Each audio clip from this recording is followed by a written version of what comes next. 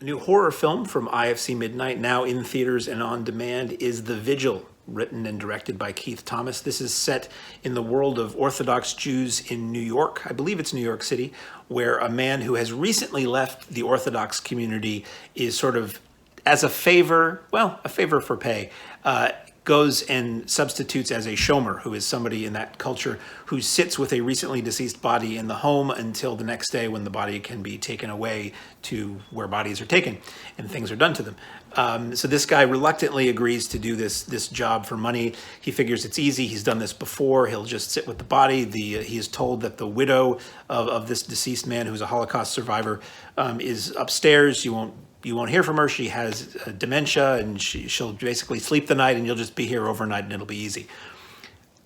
If only it were so. Basically, what unfolds is a slow unraveling of this man's sense of security and sanity overnight. He starts hearing things. He starts seeing things.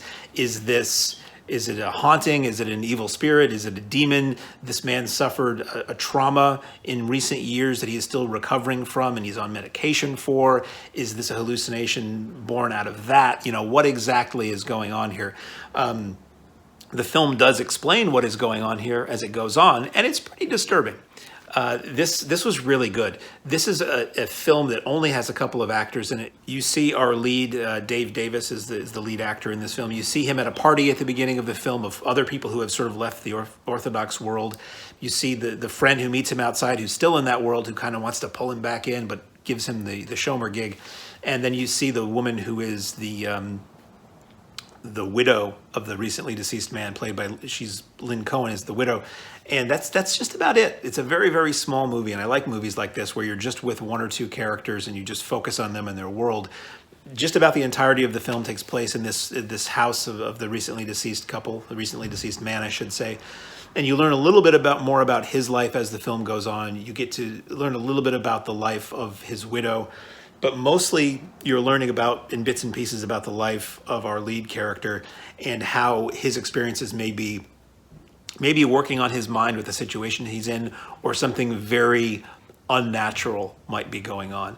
This reminded me in some really vague ways of Sam Raimi's Drag Me to Hell, but more so of a movie called the VIGIL or the VIA. It's a Russian horror movie. It's spelled alternatively VIY or VIJ, which I think is a similar legend or a similar idea of somebody who is set to sit with a body overnight and forces from beyond start to toy with him or play with him.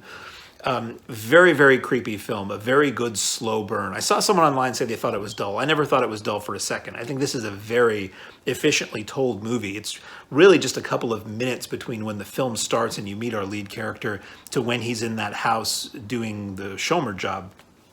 And it's one of the few movies I've seen that usually use of technology in horror really turns me off. Haunted emails or things like that. I'm just like, this is cheesy and it's going to be insanely dated in a few weeks. This movie does utilize the man's cell phone that he's constantly using for some of the horror, but it totally worked for me.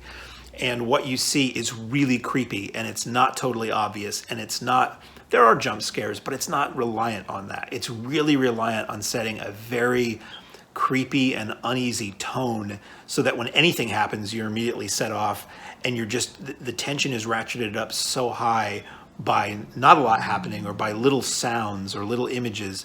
It's really, really well done. A horror movie does not need to be filled with gore to be effective. To me, it doesn't have to be filled with loud noises and bombast to be effective. It just has to be well written.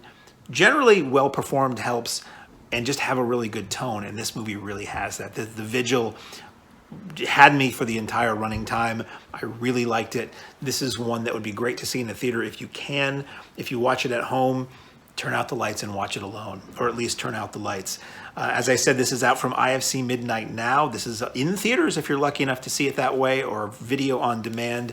It is The Vigil.